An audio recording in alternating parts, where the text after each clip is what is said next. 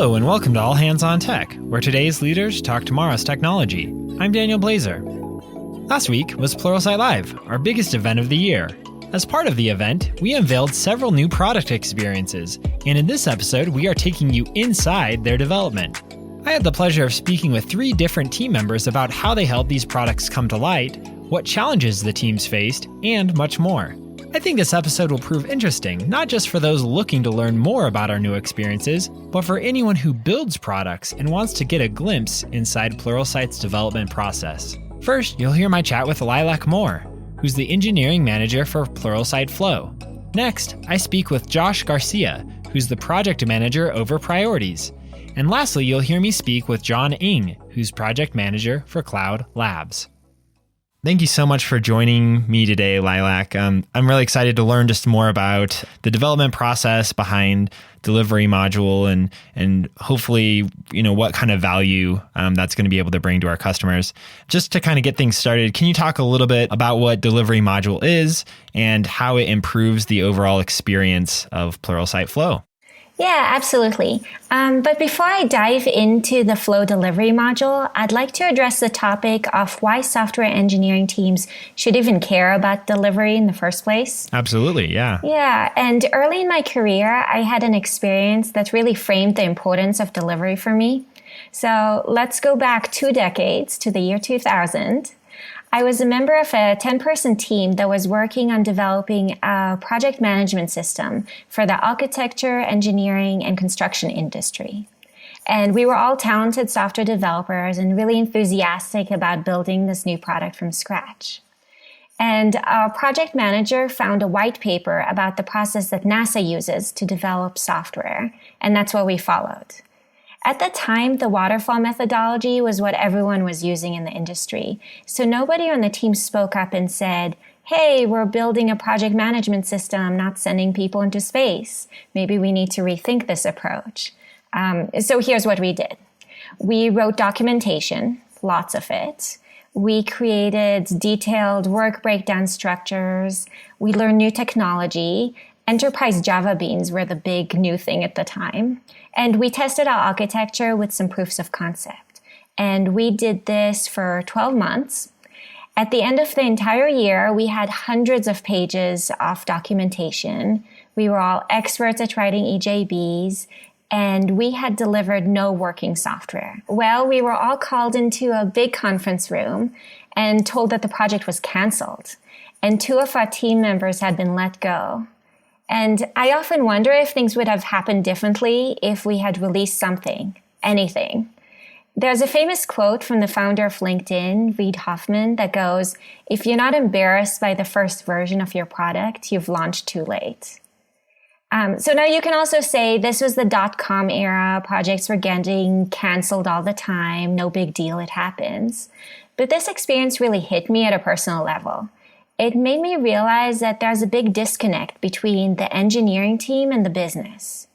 Architecting a solid system, writing good code, and understanding the problem domain are valuable to a software engineer, but those things have no direct value to business stakeholders. They have no direct value to a customer. And I learned that failing to bridge that gap between engineering and the business has real consequences. 2 people lost their jobs that day due to our team's failure to deliver. And that lesson has really stuck with me throughout my career. So software engineering teams should care about delivery. So let's move forward 20 years to the present time and talk about Flow. And I just want to make sure it's clear that I'm not in sales or marketing. Those folks speak with countless organizations that use Flow, and they have wonderful perspective on how Flow solves a lot of different problems. But I can speak to how the delivery module has helped me as an engineering manager and how it's helped my team members. So the first thing to note about my team is that continuous improvement and learning are a huge part of our team culture. We're always working on getting better at what we do. So as individual contributors, that means becoming better engineers, not just by skilling up, but by committing to practices that result in better, cleaner code. We use the code metrics in the Flow operational reports to ensure we're doing that. But we also realize that a system is not just as good as its parts. Those parts need to work together effectively. So we're also always working on becoming a better team. That means we help each other, we provide feedback, and we avoid knowledge silos. And the pull request metrics in Flow's review and collaboration module help us track how we're doing in those areas. So when you look at these items, they deal with resource efficiency. Basically, they answer the question, are we making efficient use of our time as engineers? So are we getting enough time to code? Are we getting the help we need? Are we contributing good quality code to the code base? And we need to ask these questions to get better. And there's nothing wrong with resource efficiency. But the question that code and pull request metrics don't answer directly is, are we delivering value to customers in an efficient way? And this is flow efficiency. It answers more of a big picture question, but it's really important because as I learned early on in my career, it aligns the work that we do as software engineers to the business objectives. So a high-performing team needs to keep an eye on both resource efficiency and flow efficiency. For my team, the delivery module, which looks at ticket metrics, was the missing piece of the puzzle for us in terms of getting data-driven insights into our entire process using Flow. That's all, super good context, I feel like, and it helps bring, kind of provide a larger picture about Flow in general, and also specifically this new product delivery module. You've kind of already touched on this, but I think it might be helpful to just call it out directly. Like, what are the problems that you feel like delivery module attempts to solve? The deliver module helps teams optimize their delivery workflow. So I covered the question of why software teams should care about delivery. But I think the next thing to look at is why should they care about efficient delivery? And part of that answer is obvious. We want to deliver value to customers as quickly as we can without compromising quality. But efficient delivery also frees up capacity. And with this freed capacity, teams can better deal with the unexpected without having to push back on our commitments. So, that ticket that takes us down a rabbit hole, or that production bug that needs to be fixed right now. If your workflow is efficient, you'll have the capacity to take on these things and stay on track. And you'll also free up time for learning. I mentioned that learning is really important to my team culture, and I like to let my engineers spend Friday afternoons upskilling with Pluralsight courses. And we wouldn't be able to do that if we're always operating at maximum capacity. So let's look into what this report does and how it helps improve flow efficiency. As an engineering manager, my job is to remove blockers and make sure that the work items are flowing through the process. So I need to see those work items go all the way to production where they deliver value in the form of a new feature, an enhancement, or a bug fix. The key word here is see. If I can't visualize the process, then I can't identify and remove the barriers to flow. So I guess the other question is, how do we make work visible? In the Toyota production system, which is where the concept of lean manufacturing comes from, Taiichi Ono was famous for asking executives to come down to the factory floor. And he would draw a big chalk circle on the ground and tell the executive that he had to stand in the circle, basically the entire day, and watch. And you can imagine how powerful that observational exercise was. The inefficiencies in the process would become obvious. You could see partially completed work just stacking up. You could see inefficiencies in moving materials across the room between workstations. You might be able to see defective items getting sent back in the process for rework. So the bottlenecks are right in front of you. But when you look at knowledge work, we don't have a circle. We can just stand in and watch the software engineering process in action. But we know that information radiators are important. So we have things like Kanban boards and cumulative flow charts as proxies for visualizing flow. These tools do help identify some of the bottlenecks in the process, but they focus on a single source of waste, the work in progress queuing up in a process step. For example, we could use a Kanban board to see that developers are working on too many tickets at once, or that finished work is stacking up, waiting to be tested or deployed. And these are things that we know should be fixed, but without the right metrics, we can't measure the effectiveness of those process improvements.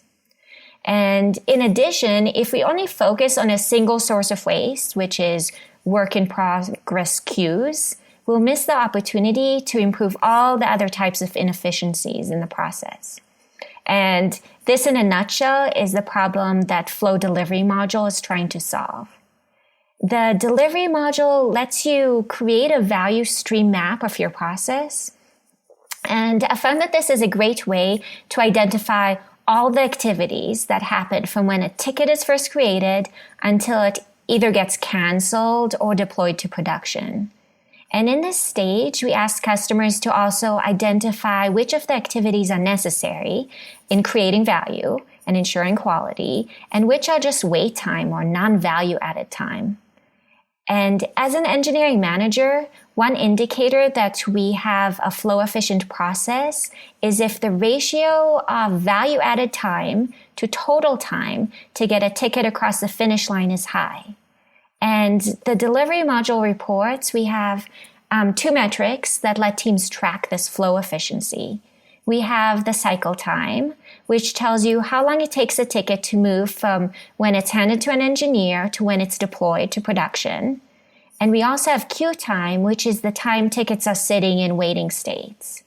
And my team has found these metrics to be really valuable as a bird's eye view of how efficient we are at delivering to production. And we also like that when there's a problem, we can use the reports to dig into the metrics all the way down to the ticket level and find the root cause of the problems that we're seeing and find ways to improve.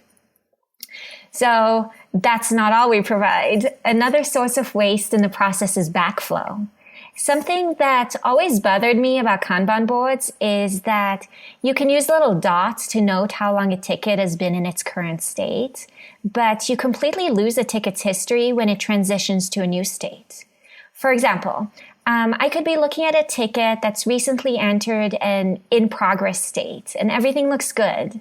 But what I don't know about this ticket is that it's already gone back and forth between in progress and testing states multiple times because the code wasn't really ready and keeps getting sent back. So this type of process flow churn is what we call backflow. And by exposing this metric in the delivery module at both an aggregate and individual ticket level, we can figure out why tickets are moving backwards in the process and address those issues directly. And finally, a new and really interesting metric we have that isn't easily seen in any other tool, we call it Jitter. And this metric counts all the activities that may indicate that a ticket is not well defined when it's handed off to an engineer to begin actively working on it. So these are things like excessive handoffs, excessive comments and attachments, title and description changes. And part of my job is to make sure I'm not wasting my team members' time by giving them tickets that don't have all the information they need to actually start working on them. For example, a bug ticket should already have gone through our triage process to verify that the issue exists and it's actually in my team's domain and not related to another team's work. The same thing, a new feature should already have gone through the UX design and approval process before it enters the flow for my team. So it's really fun getting to work on a product that our team actually gets to use.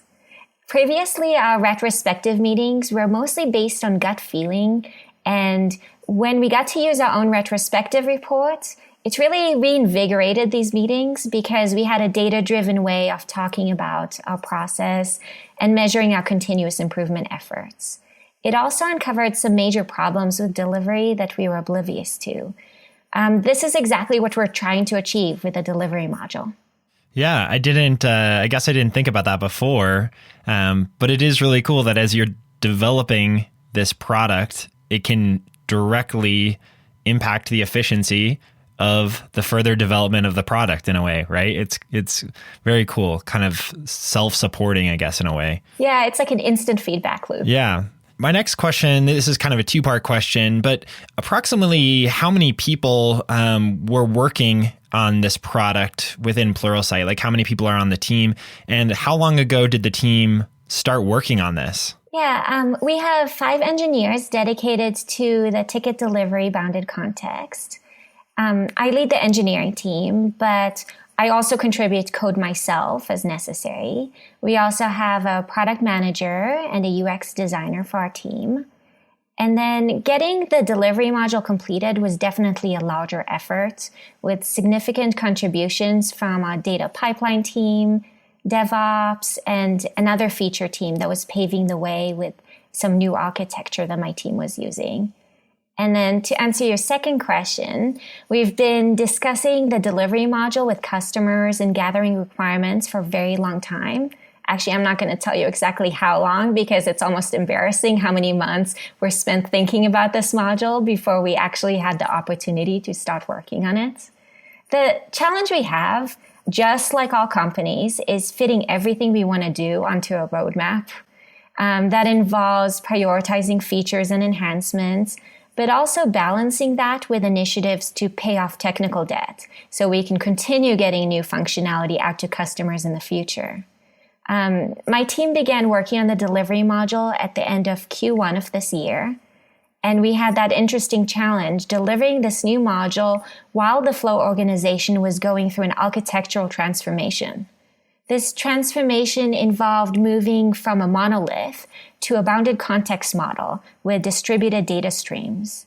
My team was really excited about it because the new model allows us to have more autonomy and it adds continuous deployment automation so we can deliver our code to production whenever we're ready. But it was also a balancing act and required some upskilling and working with a lot of moving pieces.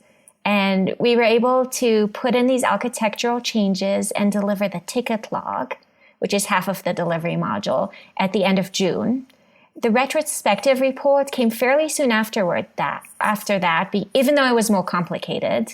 And now both of these reports are released for general availability to our enterprise cloud customers.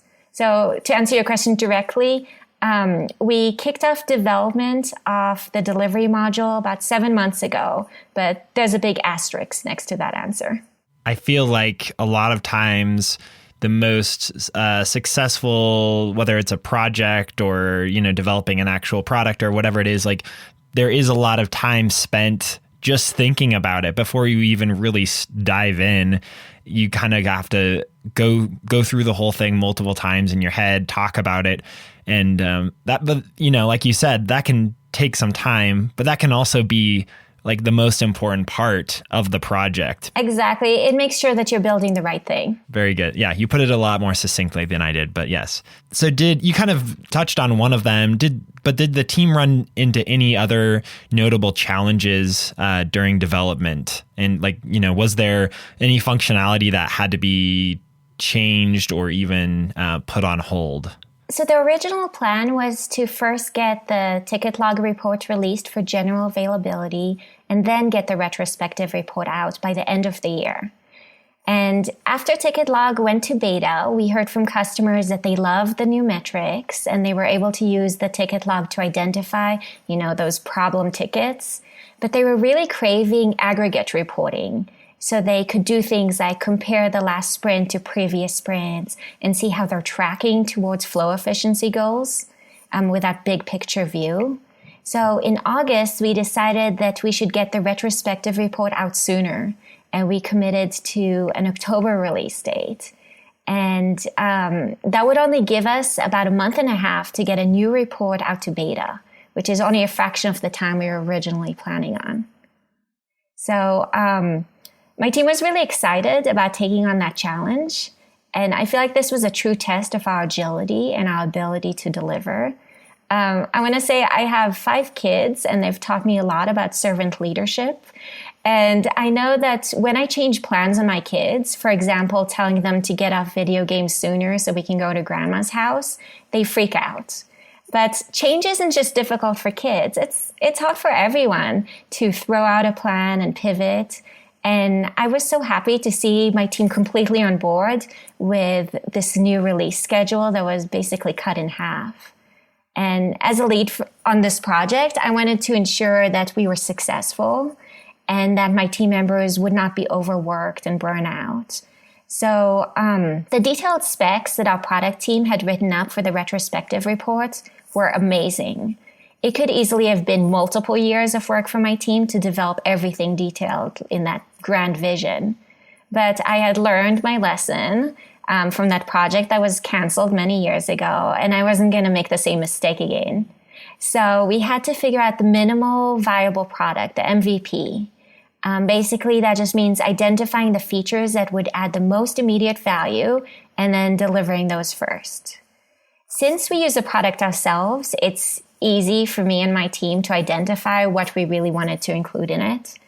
The mental model that we typically use is Moscow prioritization, which is putting features into categories of must have, should have, could have, and won't do. And we also do some kind of high-level Kano analysis, which you look at each feature and you ask whether customers would be delighted if the feature was included, and also if they would be really disappointed if it was missing. And finally, we have to also weigh the development effort of each of these features to figure out if we can meet our deadline. So we didn't do this as like a big formal planning process. We didn't have the time. We just had a single meeting. We were all on board with what the MVP would include. And then if you see me using quotes, it's because I love collecting quotes that provide me inspiration. So I love this quote from Mark Twain. "The secret of getting ahead is getting started. The secret of getting started is breaking your complex, overwhelming tasks into smaller, manageable tasks, and then starting on the first one." And that's exactly what we did. I love that quote as well. And I appreciate you sharing a little bit more about some of the obstacles. And I think that this is hopefully going to be helpful for any teams that are listening to this. I'm sure they'll relate to some of what you've spoken about. For an engineering manager who's using this product and I guess using Flow in general, but specifically some of the functionality we've been talking about, for an engineering manager using that for the first time, like what do you want that experience to be like? What do you want their initial takeaway to be? I want this experience to be as enlightening as it was for me and my team. Before we had the delivery retrospective report, our team honestly felt that delivery was one of our strengths. We were doing everything by the book, from breaking up tickets into small pieces, to reviewing pull requests quickly, to putting in continuous deployment capabilities. And then seeing our own metrics in the delivery module was just a huge eye-opener. As mathematician John Ng said, the greatest value of a picture is when it forces us to notice what we never expected to see. So we pull up this report and we've suddenly realized that we're not as flow efficient as we thought we were. And the best part is the metrics were actionable. We saw all the problems in our process that were previously invisible to us, and we were instantly energized to jump in and experiment with different things we can do to improve. And actually, the best testimonial I've gotten for the delivery module came from Kristen, who's one of the engineers on my team. And she said, if my team at my former company had and used these two reports, we might have been able to solve the major issues in process that frustrated and caused me to leave. So I'd love for engineering managers and teams using the delivery module for the first time to have the same type of wow experience. I think you brought up something that's really important there, which is once you get access to this information and once you realize that maybe there are some changes that can be made, I guess it's up to the whole team, but specifically it's up to the engineering leader to you could go a positive direction with that information, or you could potentially kind of go a negative direction. And I think your example is a great one of okay, we have this information. This is awesome. Let's figure out what we can do with this and be proactive and make sure that good things come out of this. Yeah, exactly. And with the Flow product, we work really hard to make sure that customers are not weaponizing these metrics. They're not supposed to be tied to performance reviews. They shouldn't be tied, they should be looked at as something to enlighten the team about things that they can improve on, not to punish the team. Well, we've talked about a lot of great things here. I think this is going to be, like I said, really helpful for anyone trying to understand what delivery module is, what Flow is. Are there any other shout-outs that you want to throw out there, or like any other things you want to address before we kind of wrap up our chat? Well, I'd like to thank the amazing Team Sizzle. That's Kristen, Matthew, Stephen, Dewanshu, Rob, Mason, and Michael. And I also want to thank the Tunnel Snakes team, the data pipeline team, our incredible DevOps engineers, and everyone else who made this project happen. And I want to thank you, Daniel, for asking me to come on your podcast and letting me geek out about a subject and product that I love. Absolutely. It's been a pleasure. And my hope with this is that people can get kind of a peek inside a little bit. And you've definitely offered that today. So thanks so much for chatting, Lilac. I appreciate it. Thank you.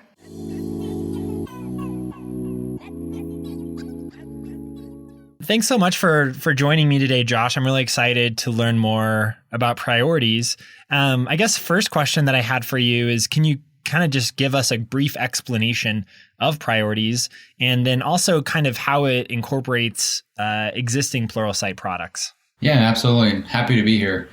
So the first part, priorities allows technology leaders to plan, manage, and deliver on their most pressing skill needs for their top projects. And the way it brings all the pieces in the product together is by providing more supporting structure for our customers to leverage our courses, our skill IQs, our role IQs, our paths, all these awesome pieces that we have, so that it's all in one place and targeted towards one objective. How do you think like that priorities will directly affect users of our platform? Like what problem do you think that it solves? In terms of users of our platform, we can kind of split this into two personas. We can talk about the learners and we can talk about the leaders. And so for the learners, we interviewed several of them, and the theme was, we love Pluralsight. It's it helps me scale up, but sometimes they're not sure what their organization expects of them, and in terms of the activities they should be undertaking in the platform.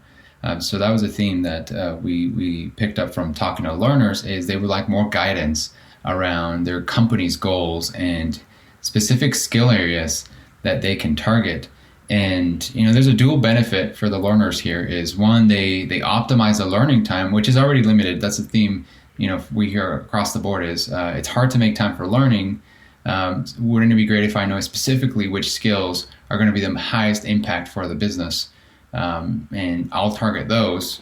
And then two, it also creates opportunity when learners are aware where the business is going and what skills of the future are needed. And so this creates a career and mobility opportunity for our customers. And so that's for the learners. For the leaders, it's going to allow them to have a one place to monitor all their programs and all their top objectives that require skills. And so that's going to be an upgrade for them. How did user feedback kind of influence the decision to build priorities? How was that incorporated into the process? I would say speaking to users was really our secret weapon. I'm not kidding. We talked to over 50 customers, and this was in partnership with customer success managers and account executives, and they were really instrumental in helping us get in front of customers. And so, I would say the biggest influence was really just mass amount of input from customers in all these calls. And along the way, from all these conversations we had, we really picked up on 3 problem areas they're having as it relates to developing skills for their most pressing needs. And so the first pain point we identify is structure. They feel overwhelmed with all the capabilities that we have and how they could bring all that together to achieve success for a program. They love all the pieces we have to offer, but they're asking themselves, how do I bring it all together in one place to deliver on my objectives? And so that was theme number one is can we have more supporting structure? Of course, they don't lay it out like this. It took lots of calls for us to pick this up. But the theme number one that we heard was structure. The second thing we heard is we want to go beyond learning hours. We want to see skill progress. We want to know how long it's taking individuals to attain skills. That's going to inform our project timelines. It's going to help us plan for the future if we understand how long it takes to skill up and what kind of skill growth we can expect over time. So that was the second theme is, help us understand how we're winning. Are we on track? Are we succeeding with our programs? We're looking at hours. That gives us a sense of engagement, but it doesn't answer the question, are we seeing skill growth and are we attaining the skills that we need? And finally, and this is highlighting some of the earlier question about learners is we needed better learner guidance. That was another theme is it could be overwhelming for a learner to come in and see, perhaps at least for the enterprise customer, lots of channels, lots of options. They need some guidance around where they can focus their energy and, again, because they want to optimize the learning time. So that was the final piece that we picked up from all these calls is we need to provide better learner guidance. And we try to address these pain points with priorities. And, there's a long ways to go in terms of getting it to fully deliver on all of these and realize the vision. But we feel we are onto the right problems to solve for our customers. You kind of mentioned that this feedback was a secret weapon, I think you called it. Working on priorities, was feedback incorporated to a different degree than it has been in previous products, like developing those? Or was this just kind of the way that Pluralsight goes about it? Like, is feedback always a big part of this process, or did you kind of break new ground? Yeah, it's a good observation. I think it's a bit of both. We pride ourselves in our direct to discovery process, which accounts for a lot of customer input and decisions we make for the product. I think what was special about this product is that it required us to work cross-functionally with CSMs and account executives and our professional services team. I think along the way, we also spoke to several of our solution architects. So I think what we expanded on the theme of direct to discovery by, talking to several customers, but also, interviewing internally extensively, given that the scope of priorities is very much a holistic experience about rolling all the pieces the product has to offer to achieve on an outcome. So I think that was what was different about our traditional approach is that we were far more cross-functional and in getting to this point. How long ago did the team begin working on priorities? First off, we needed a team to work on this, and we didn't know what we were doing initially. So I was the first hire for this team, and I was really given a blank canvas, and no team actually. It was just me, and then we brought on our first team member, our tech lead, Marlon. It helped with my sanity because I was trying to figure out what I wanted to do and how to explore. And so it really made a difference to have him join and start figuring out what's possible, what can we do. And then we brought on our designer, which, now we started to actually put stuff on the canvas. And we really started with, again, so many options, and that comes with a blank canvas. But our process started like this. We identified some themes and we generated some prospect solutions just to drive some of the discovery and research. And so we started with 5 potential products, actually.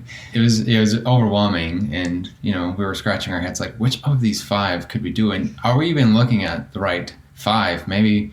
And so you kind of go into these meta moments where you're beginning to question everything.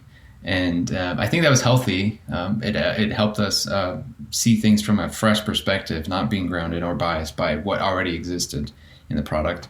We started with those 5, and then we started having these customer conversations, presenting these concepts, these ideas, and then we narrowed it down to 3, and then subsequently, after another round of interviews, we narrowed it down to, at the time we were calling it objectives. And the intent with objectives was to align skill development to business objectives and make that visible and reflect that in the product.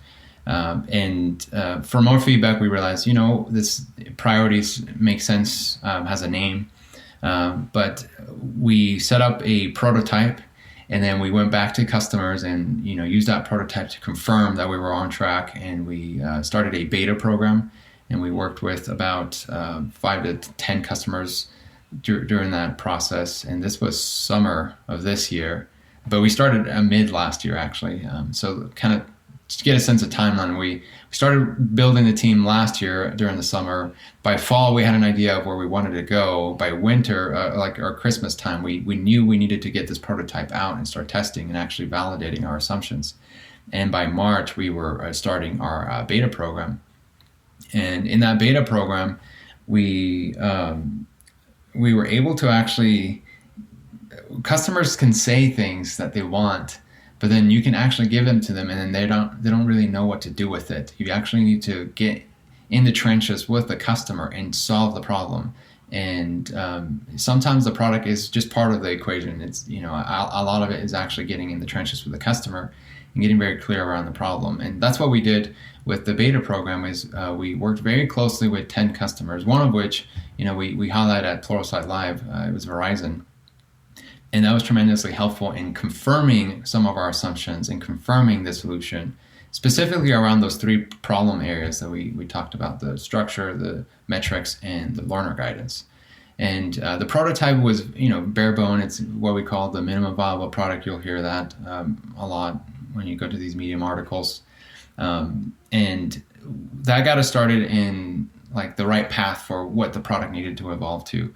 And along the way, we also built a Tableau dashboard to confirm metrics, because theme number 2 was we want better success criteria, but it was just very time consuming to try to put all those metrics in the product. So instead, we put them on a Tableau dashboard to just do some lean testing with our customers. And actually, this is actually a really interesting story. That dashboard is now turned into a tool for our CSMs and account executives, because it caught fire with our customers and with our internal teams. And so there was a kind of a 2-sided benefit of discovery. And again, I think this speaks to the cross-functional nature of the project. It allowed us to uncover things we didn't even think to ask or know. But by working with all these other team members in our go-to-market teams, we were able to uncover some opportunities. And so that dashboard is now an official tool for our AEs and CSMs. And that dashboard also helped inform what metrics needed to go into the product, specifically how we can measure skill composition for a priority and how we could show skill over time for the priority. So that was part of our overall MVP. It's just we got something in the product good enough to test, and we had this dashboard good enough to test. And then finally, leading up to Pluralsight Live, we fully baked some of the big themes that we picked up, and now we're here. How did you go about finding customers that could help in the beta process? I'm sure people listening to this, maybe they're working on their own product, their own app, and that's something maybe they struggle with, is finding good beta testers that they can trust, but are also going to, be providing good feedback. How did you go about finding the right beta testers? That's a good question. I think we got very lucky. And I think the reason why I think we were able to get good beta customers is because we did a lot of road showing with our CSMs and our account executives. And we turned this into a partnership opportunity and a way to deliver value throughout the beta program for their accounts. So they saw this as a value add, not a chore or something now they needed to burden their customer with. And I think a lot of that had to do with just the scope of the product, is to deliver on a customer priority. And so that, that ties really well with what our customer success managers are trying to do. So I think that was the first step, is just present this as a value add to the account executive, the CSM, and then from there, let them decide which customers would be the best candidates, where it could be a win for product, win for their accounts. And we also identified a list of customers that we thought would fit the profile. And then we share that list with our teams, and then they came back to us with nominated candidates. And then once we got the nominated candidates, so this is kind of qualification process. First, like, make sure that the AE and the CSMs are excited about this, they see value add. Second, some constraints around like who we can include. For example, we couldn't include some professional SKU customers because this was going to be a capability that was going to be included with the enterprise SKU. So there were some hard constraints there, but then the CSMs and AEs came back with a nominated list. And then from there, we reached out to the customer and we pitched them the idea. And, it's a funnel at this point. And, some of them said yes, some of them said not right now, especially not right now with COVID-19. And some of them said, especially now because of COVID-19, we need more hands-on management for our priorities because, we're moving away from this traditional approach that everyone's working remote. Now we need to actually manage all of our upskilling, remotely. So how do we do that? So some of them saw it as a solution to this kind of problem we were thrown at. But yeah, that was the overall funnel for how we got to the list of nominees. Yeah, I think that's interesting. That's probably more of a process than I would have expected. But going back to what we mentioned before, like you want to find the right beta testers. You don't just kind of want to throw something at the wall. One question that I had, something you kind of mentioned before, you were mentioning building the team. How many people are on the priorities team, or how many people touched this product in some way? Yeah, so the core team, our development team, there's about 8 of us. And there's another team that work very closely with us. That's the channels team.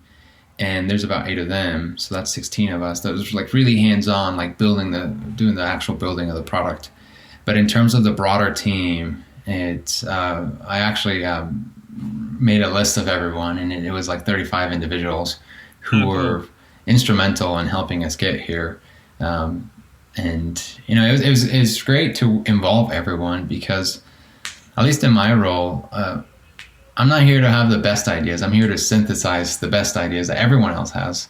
And along all the discovery, you kind of see the themes, and then you're kind of just connecting the dots at this point. And so I think having this level of cross-functional support really helped me see enough dots and enough connections that we can weave this into a impactful product. But yeah, it was a pretty big team that made this happen. I was going to give you the chance to do some shout outs, but that would be like a really long Oscar acceptance speech with that many people being involved. So oh yeah, and it's always tricky because you don't want to exclude anyone, and everyone was so instrumental. It's like kind of related to this, did the team run into any notable challenges during development? I know the development of every product brings challenges, but were there any specific challenges that kind of stuck out to you in the process? Time is always an enemy here when you're trying to build the best possible product. So we had to ruthlessly prioritize what we would add, what we would not add, and the timing of when we would roll things in. I think the biggest challenge we run into is trying to take on too much. The scope of priorities is to bring a lot of pieces of the product together, which requires a lot of integration with other parts of the product. For example, channels.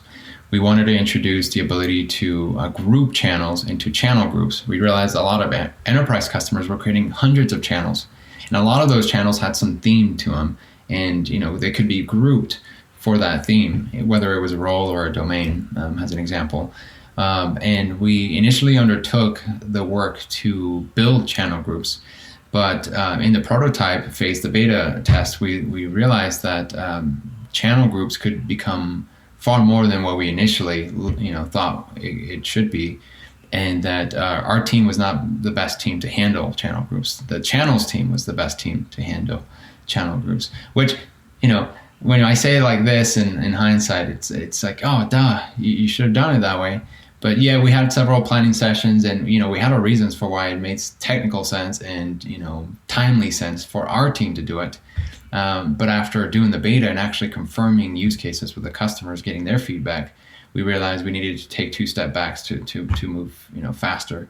And so that was a pivot moment for us. Thankfully, and this I think a lot of the kudos here goes to our designer Hannah, who identified she was able to see the longer term vision for what channel groups could become, and position it in a way that the best team could handle it. So that was a big pivot for us. And I'm thankful we did it. We could have been, because of the timeline, we could have said, hey, let's just move forward and keep adding. But having taken the step back to have a stronger foundation for channel groups it's really going to make a difference. Can you talk about any of the compromises or the trade-offs that occurred? Because, building a product is kind of like, okay, which trade-offs are we going to make here? There's always some compromises that have to be made. Can you talk about any of those compromises or trade-offs that were made in the process of development? Yeah, so we had this pro and con for choosing which features we were going to add to priorities. And they were kind of two camps. They were lovable features and they were must-have features. And sometimes must-have features aren't the ones that get customers excited. The lovable features, the things that make the product special, is what gets them excited. And so we kind of had those two buckets: the lovable features and the must-have features. A must-have feature is permissions and manager access levels to the priority. That's a must-have for our enterprise customers. They expect that. But if I build that, then I can't build, within the timeline that we have with our team, a lovable aspect of the product that would actually even get them excited to give it a go. And so an example of a lovable feature was the skill IQ metrics and, having better insights to skill progress and skill attainment. So I had to choose between those skill metrics, the data and the insights, over manager permissions. But it's the skill IQ metrics that's going to get people excited to see the vision and, get them to jump on the product and give it a try. So there was another feature, the priority templates. So as part of the research, we learned that it's very time consuming to stand up a program in Pluralsight, in the skills product specifically. And, you have to curate the channels, find the skill IQs, the paths and all that. And sometimes you need to consult your subject matter experts. So we introduced this idea of creating priority templates so they can expedite how they do that. We just auto curate all that stuff for them, provide an out of the box solution. And so that's a lovable feature. They get excited over that. But that means maybe I can't provide assignment capabilities for different teams. And assigning channel groups to teams it's a must-have capability. But if I do that, then I can't get them excited about the templates and actually get them to stand up a program in the first place sooner than later. So anyways, hopefully that gives you an idea of the approach we took is what features are going to make this delight customers, improve the way we position the skills product, and something that's hard to replicate for, if we manager permission, that's easy to replicate. Any big enterprise customer is going to tackle that. But the ability to provide skill progress and skill attainment insights with our skill IQ, that's something no one in the marketplace can offer right now. So we took the approach of what's something that's hard to replicate for our competitors and prioritize that over these other must-have features that are underway and we are going to roll in. But anyways, those are some of the trade-offs we had to make. It was challenging. I think that's really interesting, the difference between must-have features and lovable features, like you said. I haven't ever thought about it completely like that, but it makes a lot of sense. And like you said, sprinkling in enough of those lovable features that it will encourage people to actually use the product to its full, capability. Like you don't want to omit all of those just because they're not absolutely necessary, or else you're kind of maybe left with a hollow product that does everything it has to do, but doesn't have any of that magic or whatever.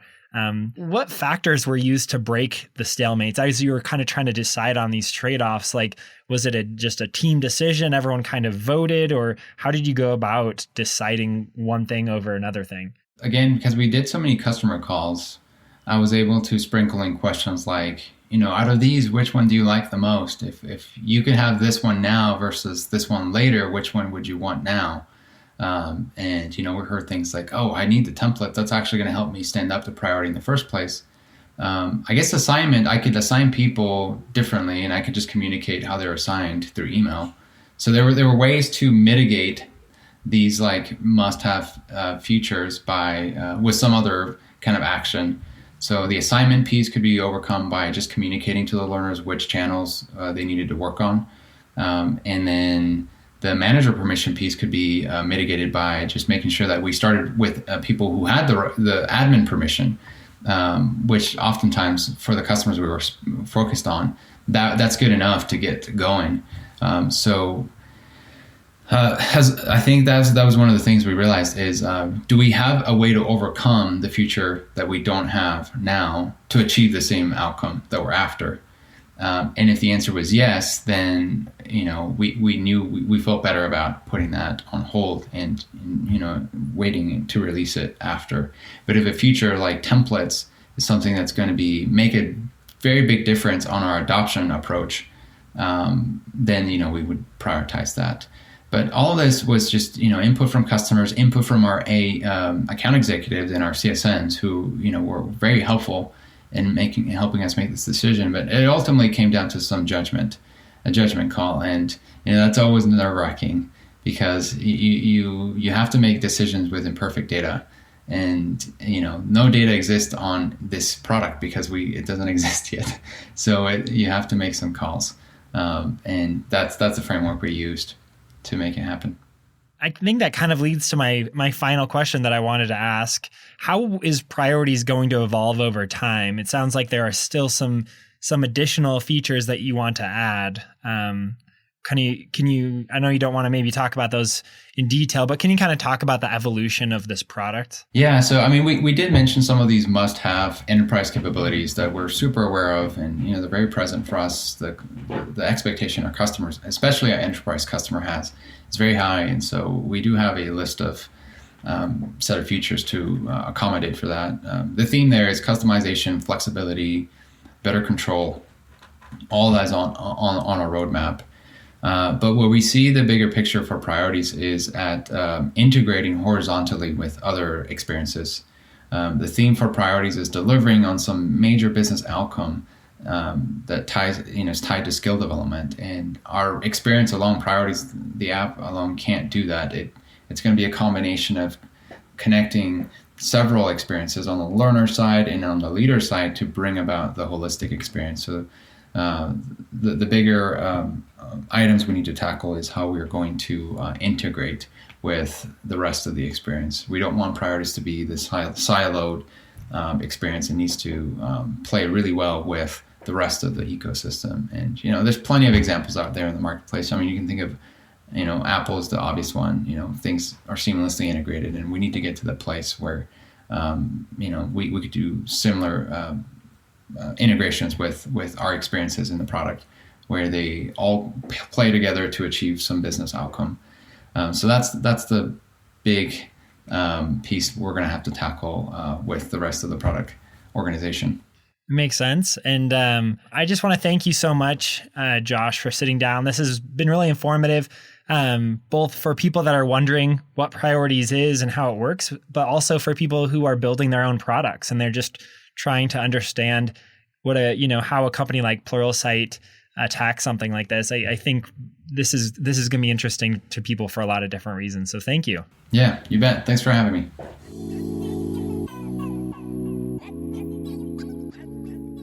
Well, thank you so much for joining us today, Jon. I'm really excited to talk to you a little bit about Cloud Labs. Yeah, thanks for having me. I'm excited about this. Cool. To get things started, could you just kind of let everyone know what your role is at Pluralsight?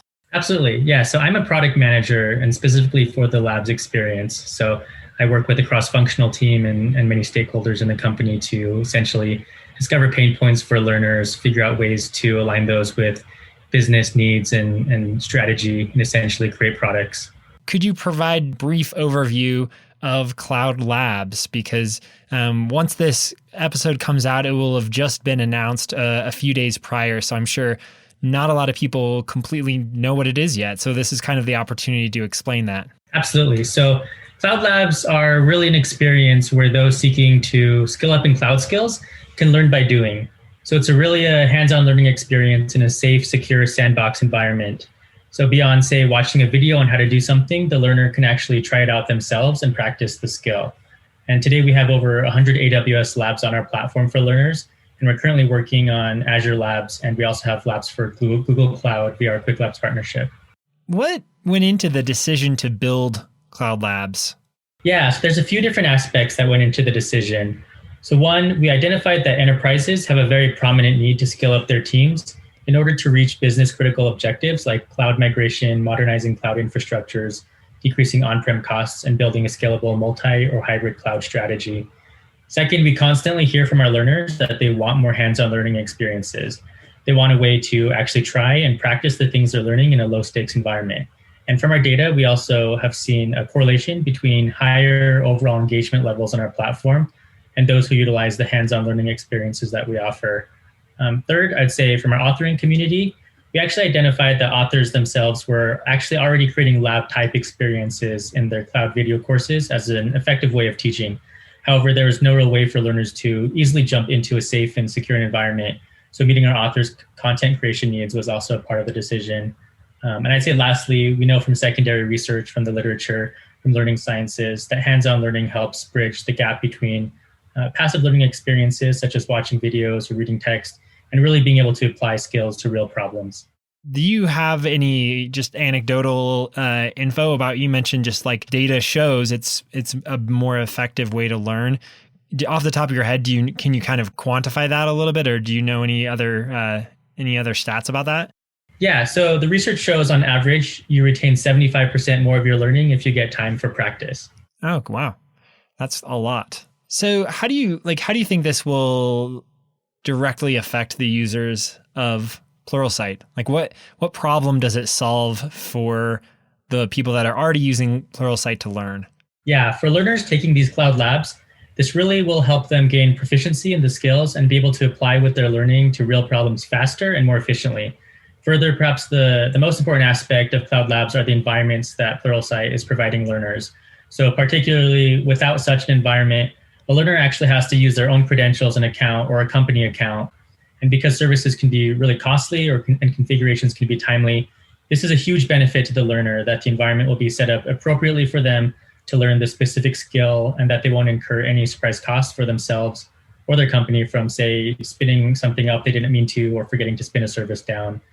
You can also imagine how this protects companies also from a learner with, say, limited experience accidentally doing anything unintended in a real production environment. Hey, I mean, this just seems like such an important thing to be able to have, such an important resource. I'd like to kind of talk a little bit just about like the actual development of the Cloud Labs. Like how long ago did the team begin working on this?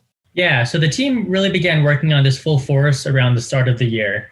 So that includes everything from we've created author content tooling where authors can create the lab experience for learners, and of course, all of the work that went into creating the sandbox environment securely for our learners. That's actually not as long ago as I would have expected. Did some of the uncertainties of this year, did that ever put Cloud Labs at risk for being able to launch in the fall, or was it just kind of like full steam ahead once development began? Yeah, great question. So I would say it was really full steam ahead. So one thing a little bit unique about the teams that have worked on Cloud Labs is even prior to the happenings this year, the teams working on this were already primarily fully remote. And so kind of the change to working from home didn't impact us as much as maybe some other teams who didn't have that experience. What would you say was like the biggest challenge or the couple biggest challenges that the team did run into during development? Yeah, so I would say cost, security, and scalability of the environments was one of the crucial challenges, as you may imagine with the way that we're providing these real environments for the learners. That's something that we put a lot of time, energy, and effort into and had a lot of great experts and brilliant minds architecting that. Another major challenge was essentially how we'd be able to configure these environments appropriately for each lab. So we needed a solution that would ideally work for different cloud providers such as AWS and Azure. And because of our approach to content creation with our network of expert authors, we needed really this to be a scalable process that was easy to learn. So our expert environment team, in conjunction with feedback from authors, ultimately led us to using Terraform, which for those unfamiliar is a way to write infrastructure as code and set up these environments. Additionally, we have an amazing author training team that was a crucial part of this and built a comprehensive set of training materials to ensure that any and all authors would be able to succeed in this crucial step. You kind of explaining that, it fully dawned on me the scope of this project, because not only are you trying to create this new product, but you also need to have the knowledge and understanding of cloud infrastructure so that you can bake that into the product. It's like a double tiered challenge, I guess, right? Absolutely. So within the development process of any product, like there are always trade-offs that need to be made. Maybe can you talk a little bit about one trade-off that the team ran into and why the team decided to prioritize what they did? Yeah. So one trade-off we had to make was how or if we'd be able to provide automated validation of the learner's work in the environment for the lab. So for those familiar with interactive challenges on our platform, learners can write code and actually have their work tested and get feedback messages based on their submission.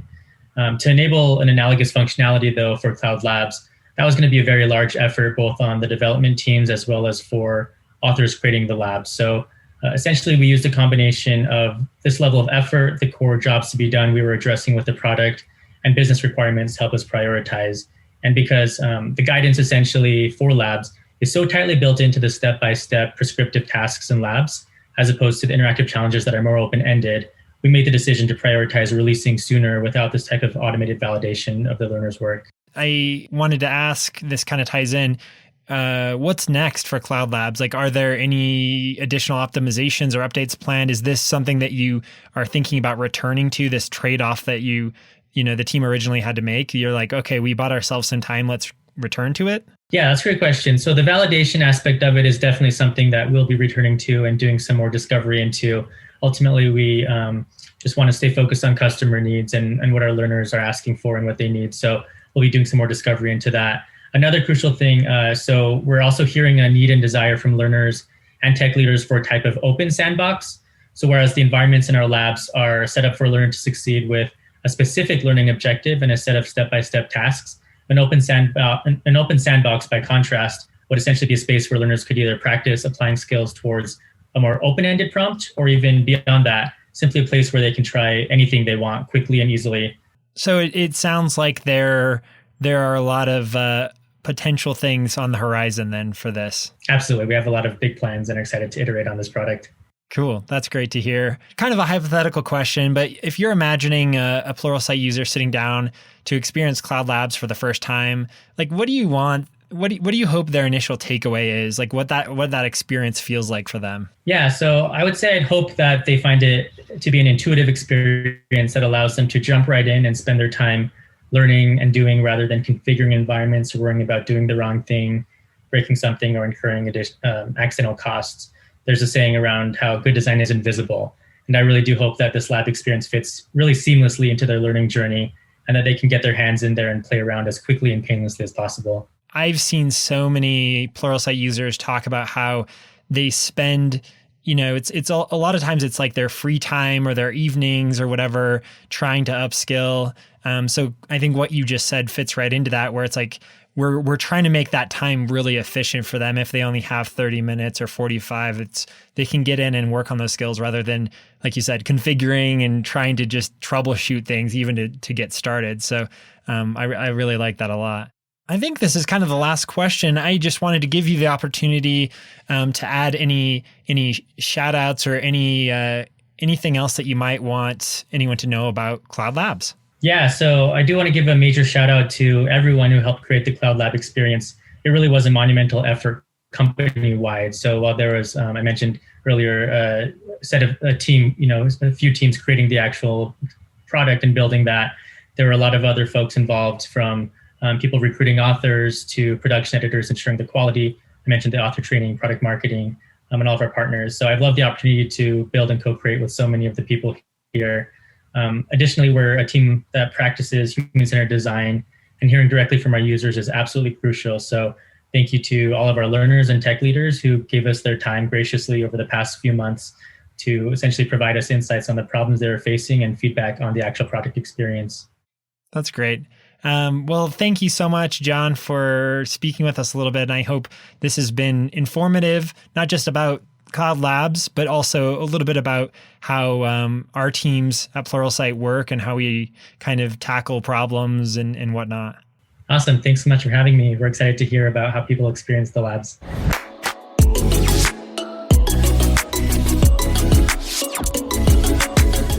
Thank you for listening to All Hands on Tech. In the show notes, you'll find a link to learn more about each of the product experiences included in today's episode, and also to rewatch Pluralsight Live. Thanks again, and have a great day.